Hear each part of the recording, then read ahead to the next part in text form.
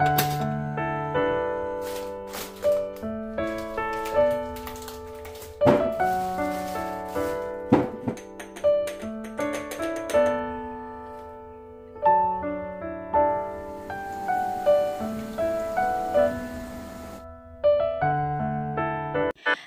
আলাইকুম।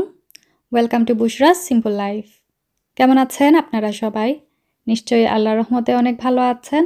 আমি বুশরা আর একটি নতুন ব্লগ নিয়ে আপনাদের মাঝে চলে এসেছি। সকাল সকাল বাচ্চাদেরকে স্কুলে ড্রপ অফ করে এখন বাসায় যাচ্ছি। আর আমাদের ওয়েদারের কথা আর কি বলবো, বৃষ্টি পড়ছে আজকেও। তো এই তো বাসায় চলে এসেছি। এখনো মনে হচ্ছে ভালো করে বাইরে আলো হয়নি সকাল সকাল। এরকম ওয়েদার দেখতে কেমন যেন লাগে। তো ঘরের ভেতর একদম অন্ধকার হয়ে আছে, গুড়ি গুড়ি বৃষ্টি পড়ছে। সকালেও যে বাচ্চাদেরকে স্কুলে রেডি করে দিয়েছি, ঘরের ভেতরে লাইট অন করতে হয়েছে। নর্মালি তো সকাল সকাল লাইট অন করতে হয় না। তো এই তো ঘরের ভেতরের অন্ধকার অবস্থা আর কি, বা শুধু কিচেনে একটু আলো আসছে। তাও মনে হচ্ছে যে বৃষ্টি বা মেঘ জমলে আকাশে যেরকমটা হয় আর কি, ওইভাবে। যখনই এরকম ওয়েদার থাকে বাচ্চাদেরকে স্কুলে নামিয়ে দিয়ে আসি, আমার কেন যেন এত মন খারাপ লাগে।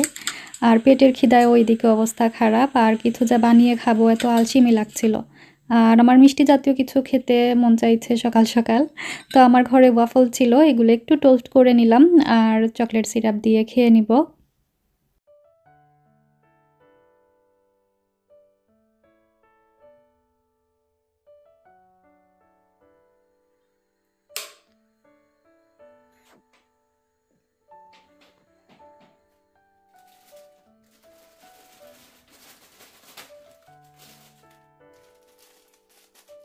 তো নাস্তা খেয়ে চলে আসলাম কিচেনে। আমার হাতে টুকটাক কাজ আছে, ওইগুলোই সারবো। বাচ্চাদের ক্রিস্প, স্ন্যাক্স ওগুলো একটু অর্গানাইজ করে রাখছি। আসলে এগুলো অর্গানাইজ করে না রাখলে দেখা যায় বাচ্চারাও খুঁজে পায় না, প্লাস হচ্ছে সব কিছু একদম মেসি হয়ে থাকে।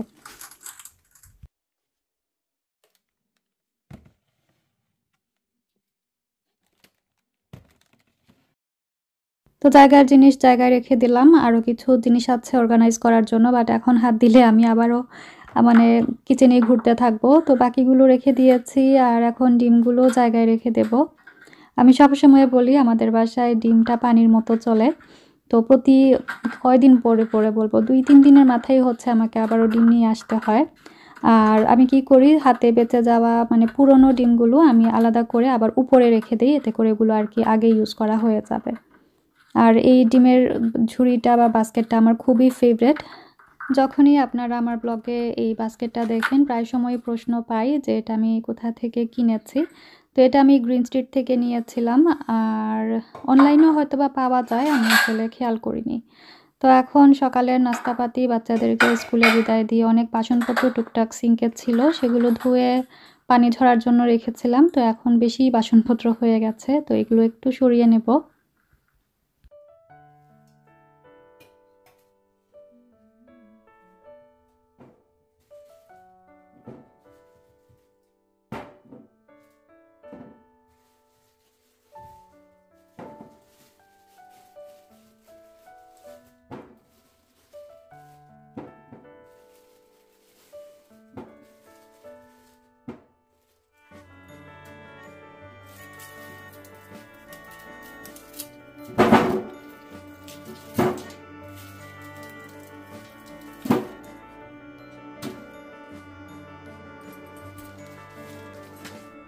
প্রত্যেকটা সময় মনে করি বাজারে যাবার আগে বাসা থেকে ব্যাগ নিয়ে বের হব, বাট পরে সেটা ভুলে চলে যাই। তো নতুন ব্যাগ নিয়ে আসলে বাসায় রাখারও প্রবলেম হয়ে যায়।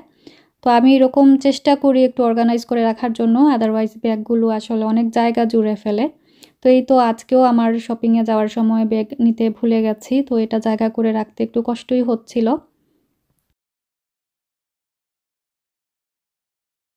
আর এদিকে সেলে কিছু মশলাপাতি পেয়েছি, যেগুলো আমার অলরেডি শেষ হয়ে গেছে, এমনিতেই কিনতে হতো। তো এই তো এখন এগুলো রিফিল করব, জায়গার জিনিসগুলো একটু জায়গায় গুছিয়ে রাখবো। আমার পাপরিকা শেষ হয়ে গিয়েছিল, তো পাপরিকা নিয়ে আসলাম।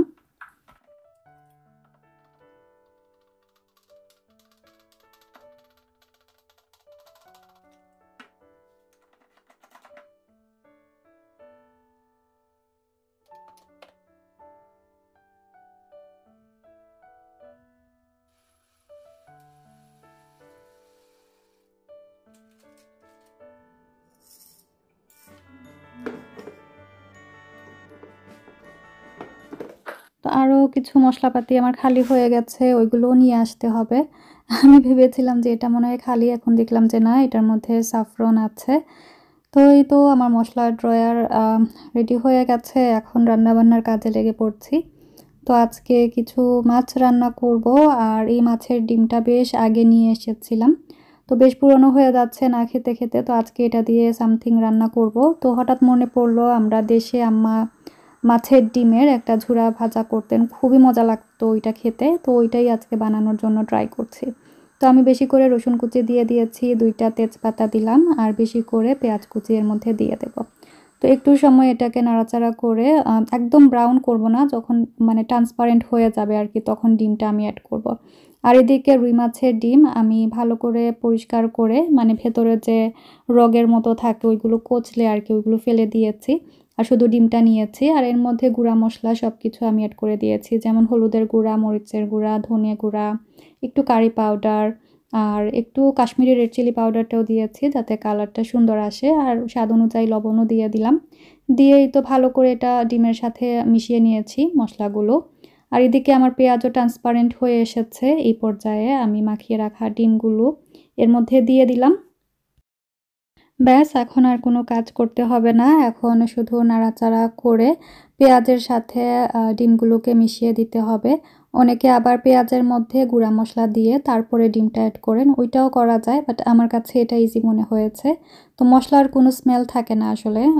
তো ভালো করে ভেজে নিতে হবে, যেভাবে আমরা ডিমের ঝুরি ভাজাটা করি ঠিক ওইভাবেই।